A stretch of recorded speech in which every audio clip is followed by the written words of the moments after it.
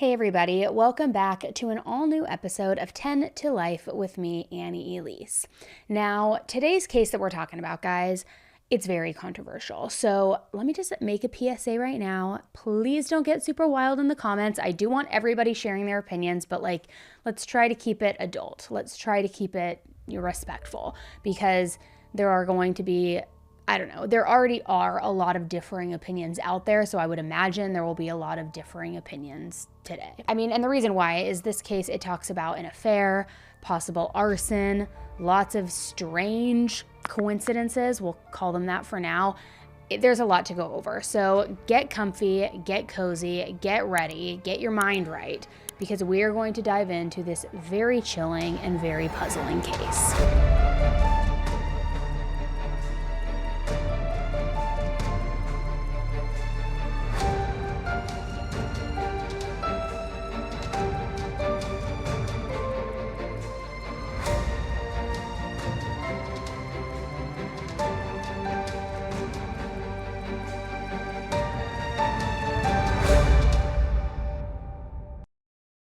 Other day, I wasted hours trying to cancel this streaming subscription service that I had that I didn't even realize that I was paying for. It was extremely frustrating. But thankfully, today's sponsor, Rocket Money, makes it so much easier.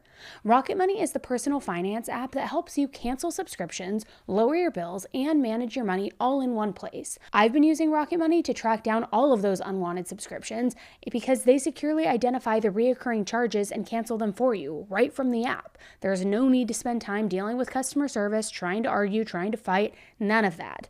I'm also using Rocket Money to lower my bills because you literally just upload a photo of your bill, tap a few buttons, and then Rocket Money negotiates it for you, whether it's your internet, your cable, your phone bill, you name it. Rocket Money has helped save its customers up to $740 a year when they use the app's premium features, with over $500 million in canceled subscriptions.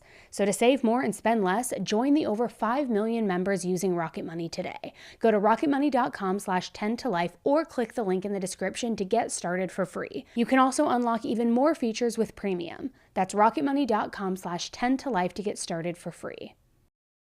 In 2007, 42-year-old Linda Stermer was a vibrant mother of 5. Linda loved being a mother. She loved being a wife. She also loved animals, specifically horses. Now, to just paint the picture of Linda, she had dark curly hair, she had bangs, this big, just infectious smile, and she had been married since 1993 to the absolute love of her life, 42-year-old Todd. Now, Todd was really tall with dark hair. He had these dimples when he smiled, just very handsome. Like Linda, he also had this infectious smile. He loved to hunt. He loved to build things. He was very just manly. He loved anything that had to do with sports. But more importantly, he just loved his family, just like Linda did. The two of them were a perfect match. This great-looking couple, amazing children, a pretty well-rounded life, right? Their relationship did start off a little bit different than some do. It was kids first, then marriage. Marriage was more of the cherry on top of their happily blended family. And part of the reason for why they actually waited to get married for 4 years is because when they met in 1989, Linda was going through a divorce at the time. She also had 2 little girls from that previous marriage, Ashley, who was just 3 years old, and Brittany, who was 2 years old. Now, it couldn't have been easy to get back into the dating pool while going through a divorce with 2 little kids. But luckily, Linda met, a diamond in the rough, if you will, because Todd seemed like the total package. Not only was he tall, dark, and handsome, but he loved kids. He didn't have any of his own at the time, though, but he didn't shy away from the idea of starting a family. In fact, when Linda met him, she told him right off the bat about her divorce and her children. And Todd's response to that was, "Well, that's perfect. I'll only make boys then." Kind of just trying to joke with her and calm her down and just, make it feel good, make her feel secure. And from there, the two of them hit it off. Just like Todd had predicted, their 2 children together were boys. The oldest was named Trevor, the younger one was named Trenton. And after they had all 4 of their children now, Todd and Linda decided it was time to get married. It was a really happy day, too, with all of their friends, all of their family, their 4 children. A beautiful day. In addition to her own kids, Linda also had a 2-year-old nephew named Corey. Now, Corey didn't have the best family life, and Linda hated seeing that for him. It really weighed heavily on her. So one night, Todd sat her down, and he kind of just floated the idea by her of Corey moving in with them. Linda was, of course, taken aback by such a nice, grand, selfless gesture from Todd, but that was just who he was. It was always family first. So their family of 6 grew to a family of 7 once Corey moved in. And life was good. All the brothers and sisters were fairly close in age, so it was kind of like pure chaos with all of the kids running around, but like organized chaos, like in the best way. And Todd loved every single second of it. So did Linda. Not once did he say, "Oh, these are my sons, this is my nephew, these are my stepdaughters." He would just say, "Here are all of my children." And all of these children called him Dad. Todd and Linda raised their family in Lawrence, Michigan, and Lawrence is a very cozy, close-knit community with just under 1,000 residents. It's the kind of place where, everybody knows your name, kids can play safely out in the streets, when the streetlights come on, that's when you come home, that kind of vibe. They also have a bunch of community events where people are all getting together. They have amazing schools. They host these fun family events like the Ox Roast or the Homecoming Festival, where it just brings everybody in the community together. Think like small town movie vibes even. It's also surrounded by beautiful, jaw-dropping landscapes. I mean, truly gorgeous. So many parks, so many outdoor activities to enjoy. Just an amazing place to raise kids. And Todd and Linda could not imagine a better home and a better town to do that in. So Todd actually built and designed the house that the family lived in, which sat on 120 acres. And like I said, Todd loved sports, so he never missed the opportunity to coach all of the children's sports teams. It seemed really, truly like he was super dad. And he and Linda were very, very happy. For a while, at least. But as time went on, Todd allegedly began to change. And this darkness underneath this picture-perfect life, it was revealed. Now, this has been disputed, which I'll get into in a bit here, but according to some of the reports, his temper started to get shorter and shorter. And one time when Ashley was there to witness it, Todd apparently got mad at Linda and he threw this full basket of laundry directly at her. He also began staying out with his friends. He was drinking late at night. He was drinking till he was too drunk to come home on his own. It just seemed as though things were beginning to spiral. And on these nights, Linda would have to wake all 5 of the kids up. She'd have to pack them into the car. She'd have to go pick Todd up during these drunken outings because, of course, she couldn't leave them home alone with no grown-ups around. And it was devastating. When she would pick him up, he was angry, he was drunk, and he would start screaming matches with her right in front of all of the kids. It was awful. And when Linda's oldest daughter, Ashley, started to hit her middle school years, she started gaining a little more confidence, and she started speaking her mind. Which, according to her, this only made Todd more upset. He would allegedly hit her with a belt, with his hands, even a phone at one point. He would also verbally abuse her as well, saying things like, "You're a 2-legged dog, just like your mom. You're going to be a whore, just like she is." And I'm sure it's absolutely no surprise that a man who could do that to his children could also be violent towards his wife. It wasn't a regular thing, but at least once he did reportedly leave a visible bruise on her. But after that incident, like so many men do, so many abusers in general do, he apologized, he sent flowers, he tried to say it would never happen again, and Linda believed his apology. She believed that things would go back to normal. But that didn't exactly happen. In fact, Linda eventually discovered that Todd had a record from before she even met him. He had misdemeanor drug charges, a conviction for misdemeanor assault and battery. He also had a DUI. But even when Linda found all of that out, it didn't really change anything. She stayed in this marriage. She just hoped that Todd would be able to find better ways to cope with his anger and that maybe this was just a phase. However, one of the biggest issues for Todd and Linda in terms of causing arguments was money. They were $75,000 in debt, and Linda worked in a dialysis factory, which I'm not exactly sure what that means. I know what dialysis is. It's basically a treatment that functions as the kidneys when the kidneys are unable to.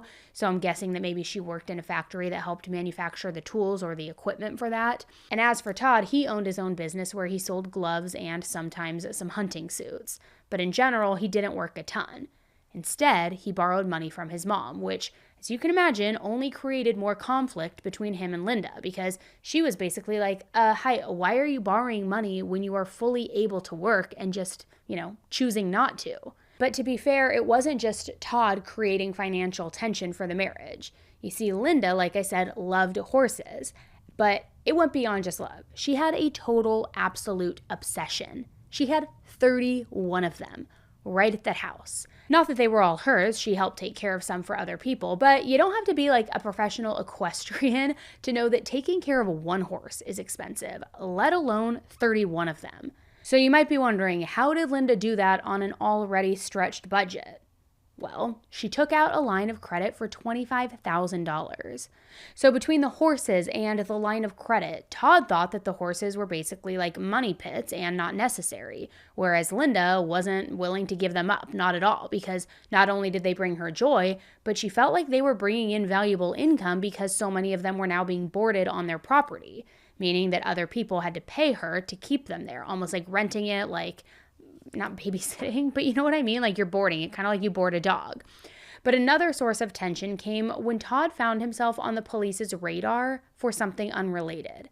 Now, this thing was wild, and it kind of threw a wrench in everything, although there were already plenty of wrenches. But he was on their radar for possible arson. See, 2 properties of his randomly caught fire, completely burning to the ground. One of the homes was in Portage, Michigan, and the other one was in Three Rivers, Michigan. One of the properties was actually the one that both Todd and Linda lived in at one point too, and it was now involved in arson. Now, Todd was never charged, and neither was Linda, but police were always suspicious of the fires because one time, okay, sure, maybe, but twice? Really? I mean, that doesn't really happen, and it didn't really help that both times it happened, Todd and Linda were in debt pretty badly, and they needed money fast. So I couldn't confirm for a fact if they would have ever gotten an insurance payout or not and what the size of that would have been. But from my research, I do feel like it's pretty safe to say that they would have gotten an insurance payout if their house was lost in a fire. So as the years went on and now some of the kids were starting to move out of the house as they got older, things didn't get better for Todd and Linda. By 2007, divorce kind of seemed inevitable. But Linda and Todd were still in denial and they felt like they could save the marriage. They could make things work. As of January 6th of that year, Ashley was no longer living at home because she was an adult, and so that evening she called her parents to talk to her mom. However, when the phone picked up, it wasn't Linda, it was Todd, and he was not happy at all. And according to Ashley, when she asked to speak with her mom, Tom said something very unnerving. He said, "Your mom's not here, but I had a conversation with God, and I'm not decided yet, but one of us is leaving in a body bag. And it's either me or your mom." Now, I can't even imagine what Ashley was thinking in those moments, okay? Like, that is so alarming to hear and scary, but like, what do you mean you've already had a conversation with God and one of you is leaving in a body bag? Like, what on earth is going on? But as it turned out, earlier that evening, Todd and Linda had gotten into one of their worst arguments in their entire marriage. It was ugly. The fight was not only their usual back and forth about money, but also, according to their sons who witnessed this fight, it was about an alleged affair. Apparently, Linda had been seeing a coworker named Chris Williams, and she had been seeing him for a little while. Somehow, Todd found out about her cheating, and it absolutely sent him off the rails. There was no turning things around at that point for Todd and Linda. I mean, mounting debt was one thing, but now sleeping around or sleeping with somebody else, that was another. So once the two of them stopped arguing, they sort of headed off to different areas to just like cool down, to gather themselves, to just collect themselves. It's unclear where Linda went and why Todd didn't let her know that her daughter had called, but by the next morning, Todd and Linda started fighting again, just kind of picked right back up where they left off. But this time, it was once again about money. So Linda, again, decided to just get away, get some air, clear her head, and she decided to head to the gas station. She wanted to grab some food, get some gas, and just take a breather for a moment. She knew that when she got back, she was going to finally have that big divorce conversation with Todd, the one that they had both been putting off for so long. So when she got back home, she told the 3 boys to get out of the house for a little while. She didn't want them to overhear this conversation, especially if it got ugly, so head out, me and your dad are going to talk for a little bit. Linda just thought that it was going to be too hard on them to hear everything and that it would just be better for everybody if they didn't have to be around for it. So she suggested that they leave and go see a movie. It wasn't necessarily like a true suggestion. It was more like her saying like, hey, get up, go right now, go see a movie, just get out of the house. Brittany, the daughter, wasn't around the house for this. It's not clear whether she was still living at home at this point or not, but in any event, she told the boys to go. So when Trenton went to go say goodbye to Todd, who was lying on the couch, Linda stopped him from doing so and said, "Hey, don't do that. Your dad's sleeping. Don't wake him up." Basically, she just wanted them to scurry out of the house as quickly as possible. Don't say goodbyes. Don't wake anybody up. Just go. I need to have this conversation. She wanted them out of the house right away. So after the boys left, Linda and Todd argued about the divorce for a while. Eventually, later into that evening, Linda went to do some laundry in the basement while Todd was upstairs watching TV. And when she was gathering up the clothing, she found a towel that she had assumed Todd had put down there to get washed. But the towel smelled like gasoline. Now, she didn't think much of it at the time. They lived on a farm, and Todd was always out working on stuff, including cars and farm equipment, so it wouldn't be unusual for him to get some gasoline on him and maybe wipe it off with a towel. So she decided to just throw it in with the wash like usual, with everything else. But then, all of a sudden, Todd started screaming. But it was different than his angry screaming. This sounded like he was scared and like he was in an immense amount of pain. So Linda dropped what she was doing and she ran upstairs to see what was going on. Well, when she got to the living room, flames were spreading all through the room, and Todd was on fire. Linda didn't know what to do. She couldn't get to Todd because the fire was already really, really big. It was still spreading, so she decided to get out of the house and find help. But at that point, other neighbors were starting to see that the house was on fire, and they started heading over to the house to make sure that Todd and Linda were safe. But when they got to the driveway, they noticed that Todd and Linda's van was backing down out of the driveway. However, what was kind of strange about that was that Linda never left the keys in the van. So did she go grab the keys while the house was on fire, knowing she was going to leave? I mean, maybe. It seemed a little bit fishy. If she did, you would think that maybe she would have also grabbed her purse as well, which probably would have been near her keys, or her keys would have been inside of it, and she would have had that, and she could have had her phone in that case to then call 911. I mean, possibly, right? But that's not what it seemed like. It seemed like she just grabbed her keys and was booking it. And there's no way that getting her keys to get to the van to drive somewhere for help would have been quicker or easier than just calling 911 or calling the fire department. And in fact, this stood out to me. Linda had 2 cell phones, and she didn't use either one of those to call for help. Now, I'm not sure why she had 2 cell phones. Maybe one was for her horse boarding business. Maybe the other one was for personal use. Maybe one was for the affair. I don't really know. And maybe she did have the keys nearby, but neither phone for some reason. I don't know. Maybe they were both charging or somewhere else. Maybe she could have grabbed the phone but wasn't thinking clearly because she was panicking. Who really knows? There are a lot of possibilities. And it is hard to say what's on somebody's mind if you're not in their shoes. But in any event, it looked as though she was just kind of fleeing. So the neighbors figured that if Linda was in the van, she and Todd both must have made it out of the house safely. But then, all of a sudden, the van came to a screeching stop, and it started pulling forward toward the house, which didn't make any sense. Then the van came to another stop, so that's when the neighbors all started running toward the van. Linda got out of the driver's seat and she yelled to her neighbors, "Call 911, call 911. And Todd was lying in front of the van. He was severely burned. He was practically naked. He had boots on, but his sweatpants were pulled down, but there was nothing else on him. It wasn't clear whether he had stripped because his clothing was on fire and burning him, or if he was maybe already half naked. He was still breathing, but he was unconscious. So a neighbor covered Todd's body with a shirt to keep him warm, because it was January in Michigan after all. Not to mention, I'm sure that they were doing it so that he wasn't exposed to everybody and trying to just give him a little bit of, privacy. And then the first responders arrived. Now, when they arrived, they moved Todd because he was next to an oil tank. They didn't want to risk the tank catching on fire and burning him even worse. They tried to provide Todd some life-saving measures, some aid, but ultimately it was too late. He stopped breathing and he was pronounced dead at the scene. So, all to say, it was very confusing for everybody. The assumption was that he must have died from smoke inhalation because that's something that can kill you even after you are away from the fire and seemingly safe outside. But the whole thing was really suspicious, and the police needed to determine what caused this fire, whether or not it was an accident. So the detectives interviewed Linda, not only about the fire itself, but also how she ended up in the van and why she backed out of the driveway, then drove back toward the house.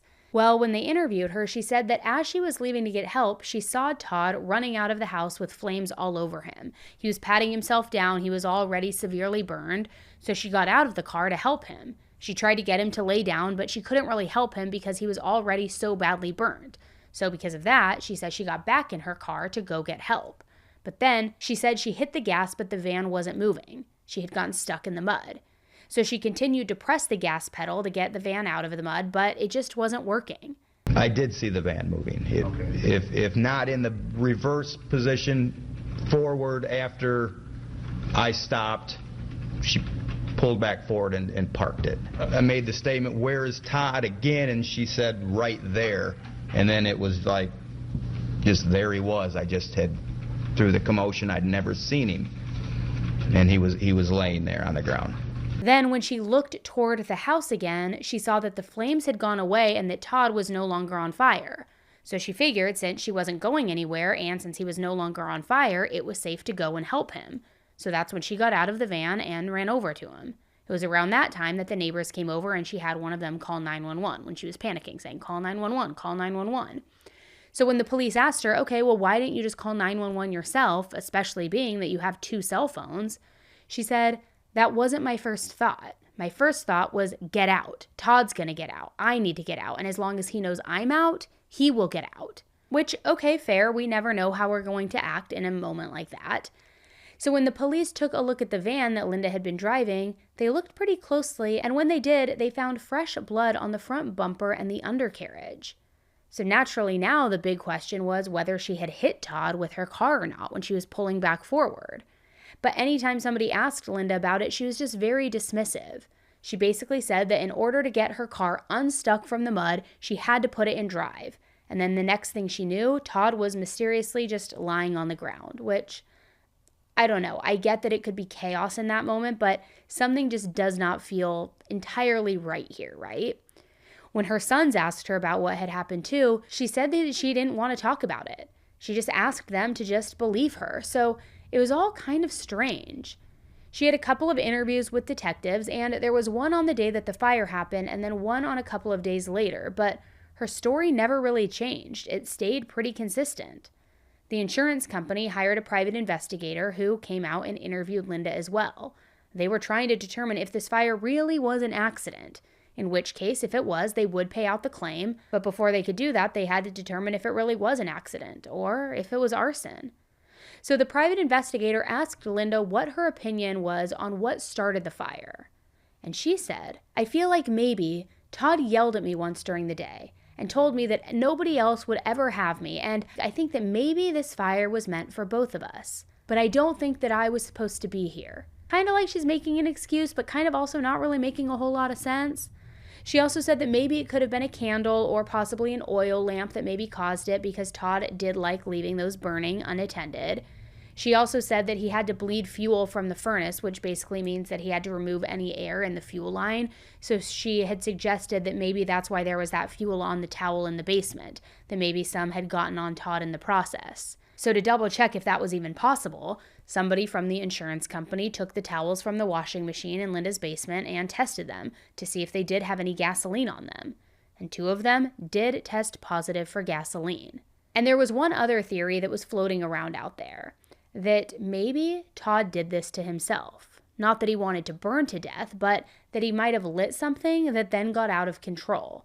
I mean, 2 of the buildings that he owned had randomly caught on fire. At least officially it was random because nobody could ever prove that it was arson. But now you add in this 3rd fire, one that killed him? This was too much of a pattern. I mean, could Todd have been a pyromaniac? He did like having candles burning and an oil lamp all the time. Not to mention, he and Linda were in so much debt and the insurance payments had to be pretty tempting. I mean, I don't know. Nobody knew what to think about any of this, and nothing could be ruled out. And during the investigation, the police also found an empty red gas can that was on the property. But Linda said that since they lived on a farm, they had a ton of those all over the place. It wasn't out of the ordinary to have one sitting right on the front lawn. Todd's autopsy was done right away, but the results also weren't very helpful in terms of showing whether he died in an accident or if it was due to foul play. They said that his cause of death was the burns from the fire as well as from smoke inhalation, but that's really all the information that they were giving. However, they also said he had blunt force trauma to his head, which included 4 lacerations. Also, 2 fractured ribs. So now it was unclear whether or not that was from him being hit by the van when Linda was acting so weird about everything, or whether or not he was hit in the head with something a bunch of times prior to the fire. I mean, either way, it was super suspicious, that's for sure.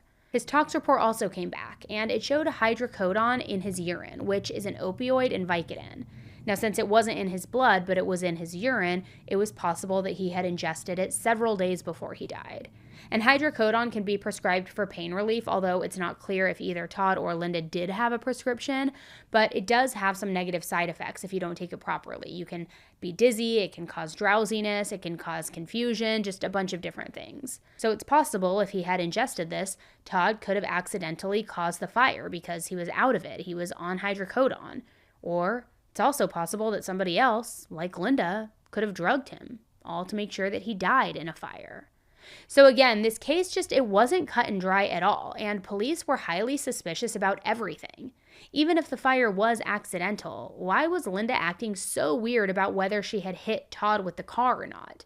If it was an accident, why wasn't she explaining herself better? The reality was Todd's blood was found on the car, so she did hit him. There was no sugarcoating it. And the fact that she was being so weird about it only made things look worse for her.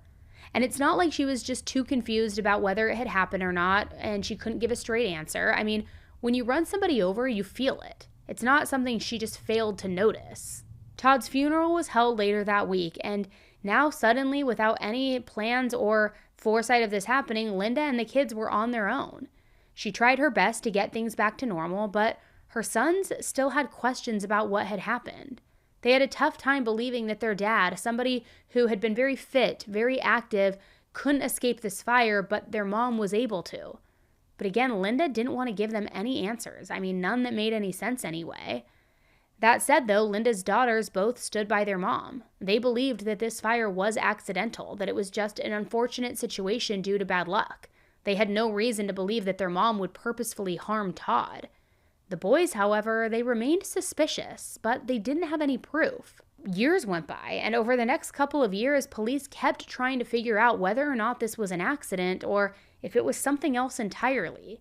They learned about all of the marital issues that Todd and Linda had. They learned that she was having an affair with a coworker. And interestingly enough, Linda kept seeing this other man, Chris, that coworker. But now she tried to claim that she never cheated on Todd, like she didn't start dating Chris until after Todd had died. Interestingly, though, Chris admitted that he was with Linda before Todd died. But he also claimed that Linda had told him that she didn't start the fire, that she never wavered once, that she was innocent, that her story never changed. Now, of course, you can't just take somebody's significant other at their word in these kinds of situations. You need to talk to unbiased witnesses. So the police decided to track down that gas station that she had gone to. The attendant who was working there that morning when Linda went to the gas station to fill up, to get food, and to get that breather, remember? And the attendant remembered Linda pumping gas that morning. But the thing was, she wasn't pumping gas into her car. She was pumping gas into something that looked like a red gas can. Remember they found an empty red gas can on the farm? So someone from the police fire investigation unit also looked into this fire and what the possible cause could have been. They determined that the fire started in the living room, and they determined that it was set intentionally due to how it happened in one centralized location. They compared the areas of the house that only had a little bit of fire damage to the living room, which had the most, and this helped the team figure out how quickly the fire spread. But they couldn't figure out whether any accelerant was used or not. But that begs the question, should we believe the investigators? Are we sure it was not an accident? There has been some controversy with this because the investigators didn't sift through the debris from the fire, not at all, meaning that they missed quite a bit of possibly valuable information. It would also mean that they didn't study the burn patterns on the floor from the fire, which could have helped determine if an accelerant was used or not, or if this was accidental or not. It's also important to know that fire investigators usually aren't trained when it comes to the science of a fire, meaning that it can be really easy for them to miss things. And there have actually been hundreds of people accused of arson when it ended up being an accident because of the lack of knowledge in the subject. A canine team was even brought in for all of this, but they also found no gasoline residue in the home. I mean, of course, that doesn't mean that it wasn't there. Maybe the fire was just so intense in the living room that there was basically no evidence left behind. Who knows? The police also talked to one of Linda's old friends named Kate Fox. They had stayed friends for a little while after Todd's death, but then they apparently had a falling out. It isn't exactly clear as to why, but Linda has claimed that it had to do with a work conflict. Now, I am going to come back to that falling out because there is more to that story, but either way, the bottom line is that Linda and Kate were no longer friends. And Kate said that when she and Linda were still friends, Linda would complain to her about Todd all the time, saying he had physically harmed her, emotionally harmed her, and just complaining, saying she wanted to divorce him. All of which we already know, but apparently Linda also told Kate that she wanted to get rid of Todd. And I don't mean that she made this offhand comment maybe one time while she was venting, saying, I just need to get rid of him, or I just need him out of my life. She kept talking about all of the ways that she might be able to get him out of her life. And these conversations went on for literal years. Some of her ideas, according to Kate, included running him over with her car. Well, then that fire happened, and it was all very suspicious, as we all know. And afterward, Linda called her one night, called Kate, and she asked if she could borrow a flashlight. She said she wanted to go back to her now burnt house so that she could get rid of a coffee cup that had a sedative inside of it. She told Kate she had to get rid of it before the police found it. Now, was all of this true, or was Kate holding some kind of grudge against Linda since they had a falling out? I mean, it's hard to say. But Todd did have hydrocodone in his system, although I don't think that Kate had any way of knowing that when she shared all of this information with the police. So she was either telling the truth about that call with Linda, or she was just a very lucky guesser. And if you're wondering, okay, well, why would Kate make something like that up? That doesn't make any sense. They did have a very nasty falling out, and people do lash out for stupid reasons. So because of that, I do think it's worth covering the details of why Linda and Kate were no longer friends, because it might change how you feel about Kate's story. According to Kate, Linda, for whatever reason, switched to a different shift at work, which meant that she could no longer carpool with Kate. Now, apparently, Kate thought that this was like a massive betrayal because they had planned to switch shifts together, but Linda did it without her knowing. But that wasn't the only issue between Linda and Kate. At one point, they also had financial issues, which I gotta just say, like, what's up with Linda having financial problems with literally everyone, it feels like. But anyway, they apparently did have financial issues because Kate gave Linda a loan for $5,000, and Linda never paid her back. So the whole entire thing just turned incredibly ugly. So much so that Kate physically attacked Linda, and she was charged for assault because of it. Kate also went on to admit that she was suffering from mental health issues. Now, don't get me wrong, I get that $5,000 is a lot of money, so it makes perfect sense in my mind to be angry if a so-called friend, borrows a ton of money like that, then refuses to pay you back. That's a whole different thing than maybe them not paying their way at a shared dinner or something like that. But the rest of this testimony, it doesn't exactly make Kate seem like the most reliable witness in my mind. I mean, first, the fact that she physically attacked Linda. Also, the fact that the reason she was so angry at Linda was because they were going to change their shifts, and Linda changed her shift first, and she got mad because that affected carpool. Is that enough to really physically attack somebody? No, maybe the money. I don't know. Like, there's never an excuse, but it's very weird, and it makes you question, is her testimony credible or is it not? And what do you think? Do you think Kate's testimony is credible? So things kind of came to a head on June 5th, 2009 when Linda was arrested. By then, the investigators knew that Todd and Linda had some pretty bad marital issues, and you add in some mounting debt, it all just now sounded like motive, and it was enough for an arrest.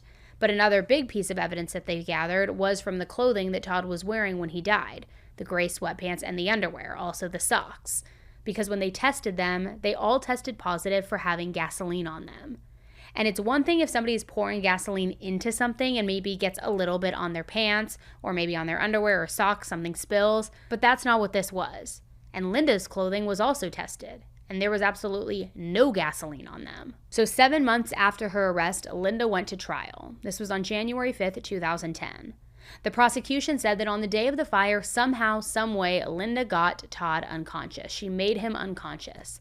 They admitted that they didn't know how she did it, though. Maybe she drugged him. Maybe because of the blunt force trauma, she hit him over the head multiple times. Who really knows? Either possibility was consistent with the autopsy results because you'll remember he tested positive for hydrocodone. He also had injuries to his head. He even had broken ribs.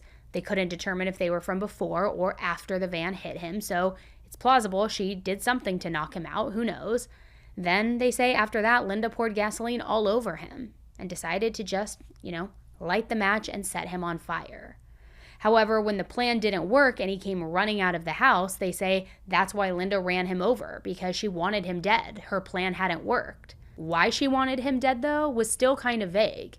It was assumed that she was just sick of Todd treating her poorly and she wanted to be free of him, but there was no certainty there, no concrete motive. Now, in response to all of this, the defense said no, the fire was accidental. So was Todd getting hit by a van.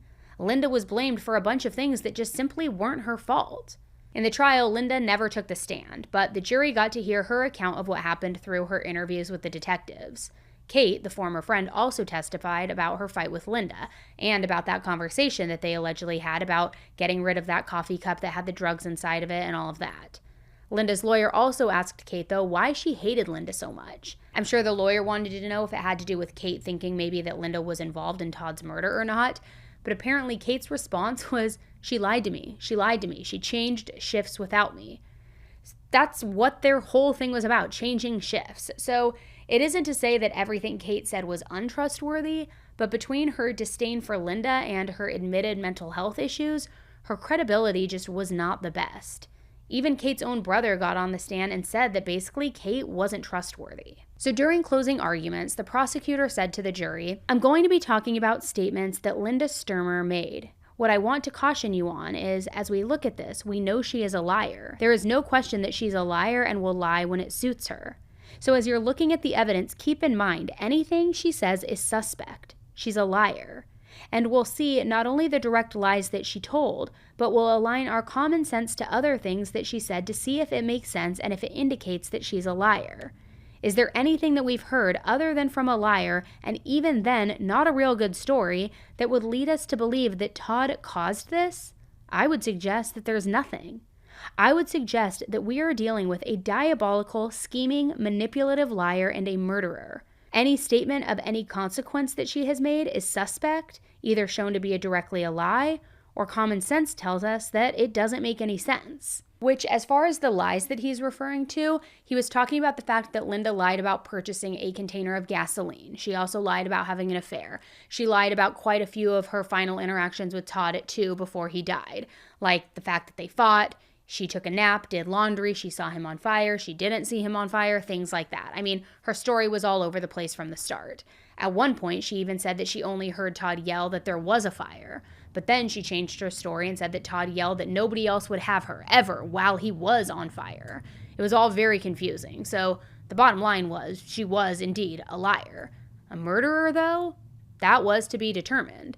But after closing arguments, the jury came back with a guilty verdict. Guilty for premeditated and felony murder. Linda was given life in prison without the possibility of parole.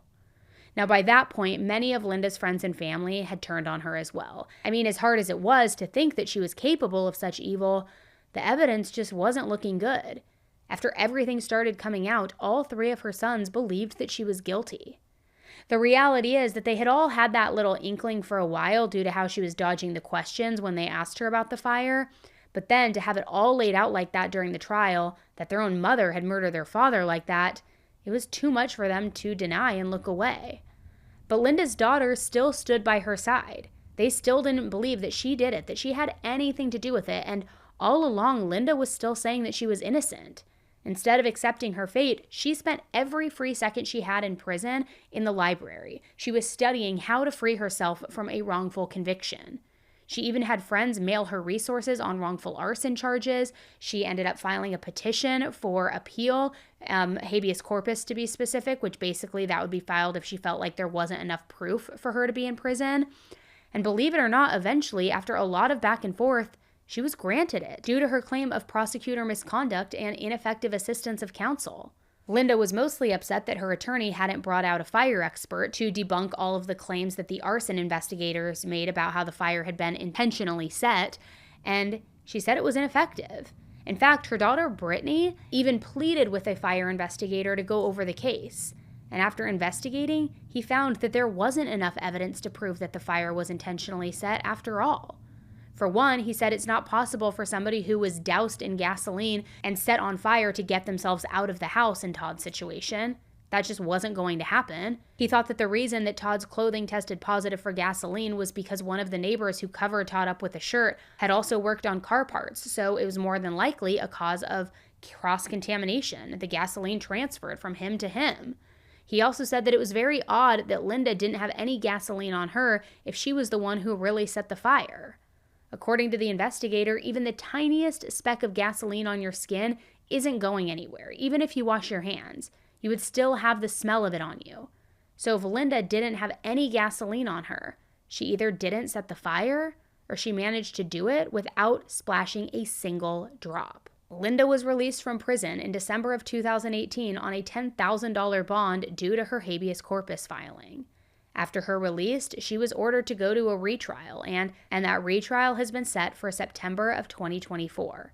It was supposed to be earlier, but it continued getting pushed back for one reason or another, and it didn't help that COVID happened not long after her release, and it was just delay after delay. In the meantime, though, she's a free woman. They have upheld their decision, and I think it's the prosecutor, it still hasn't happened now. The prosecution has 120 days to decide if they are going to retry her. That was from August 30th. So I don't know. Now, while Linda did some press appearances and some interviews after her release, in more recent years, she has flown under the radar. She's not very active on social media. However, her Facebook profile does say, "Every day that an innocent person spends wrongfully convicted is too many. I'm so thankful to be home." After an interview with 48 Hours, Linda also wrote a very long post on Facebook saying, "I've participated in a dozen hours, give or take, with 48 Hours. I've watched my daughters' hearts break again as they told their lives to the world, afraid of the backlash, but confident that they were doing the right thing. I learned things that I wasn't aware of. I watched the program as my sons told their story, listening as they told things that I knew were distorted. I spent countless time reading and hearing about the posts on Facebook. I didn't learn anything I didn't already know. No matter what the pain of others is, there will always be people who judge without all of the facts." So it appears that Linda is still close with her daughters, but is not close with her sons. And I'm curious to see if she will be retried, and if she is retried, if she'll take the stand for that new trial. I'm even more curious to see how all of it goes. I mean, she was already found guilty once, so I can't imagine that her defense team would have any new evidence to present. Maybe it's just all the expert testimony and arguments to say that this couldn't have been arson, this couldn't have been her doing this, it must have been him. Because remember, they said something like, it's laughable to think that somebody who was set on fire could run out of the house if they were doused in gasoline, so who really knows? I mean, the general consensus online is that she's guilty based on all of the comments that I've seen online, whether it's Reddit or comments under videos or things like that. I feel like there are very, very few people who feel that she is innocent and feel otherwise, because whether or not the fire was started by her, she still ran Todd over with the van. And there has been a lot of comparison out there to Karen Reed, not just because that also involves somebody getting hit by a car and a lot of gray area about whether the death was an accident or a murder, but also because of how complicated it is and how many moving parts and pieces there seem to be. With that said, though, I have to ask you, how many coincidences do you see before they stop being coincidences?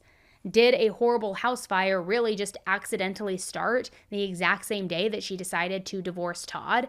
Then he caught fire, he miraculously managed to escape, and then she accidentally ran him over? I mean, in my mind, it's shocking that she's been free for almost 6 years now. But Linda now says that the fire was all started because the fireplace was lit, that a spark or some little piece of burning something or another popped out and then landed on the floor. Then the fire just spread from there. I'm no expert, but I have never heard of anything like that happening, but hey, you never know. At the end of the day, the real shame here is that Todd lost his life and that he is no longer with us, and that he lost his life so suddenly and in such a horrific way. Not only that, but the family itself has now been just ripped apart. All of those siblings were so close at one point, but now the sisters don't talk to the brothers and vice versa. The boys not only lost their dad that day, but for all intents and purposes, they lost their mother and sisters too.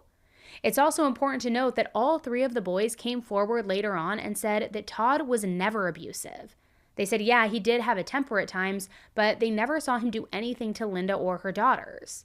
So I'm curious to know, what do you think about this case? Do any of you think that maybe, just maybe, Linda is not guilty and she just so happens to be the most unlucky person of all time? Or do you guys think that the jury got it right the first time and she should still be in prison for her life sentence with no parole? I mean, I do think it's odd that she had no gasoline on her, not even a tiny bit, because I feel like sometimes even when I go to pump gas, my hands smell like it after the fact. So if she was pouring it all over him, wouldn't some have splashed on her? I don't know. It's a tough one, and I think that's why it's so controversial. So let me know what you guys think in the comments below. Thank you guys so much for tuning in to another episode of 10 to Life. Don't forget, hit the subscribe button on your way out. It is totally free to do, and that way you won't miss any future videos. All right, thank you guys again, and until the next one, stay safe.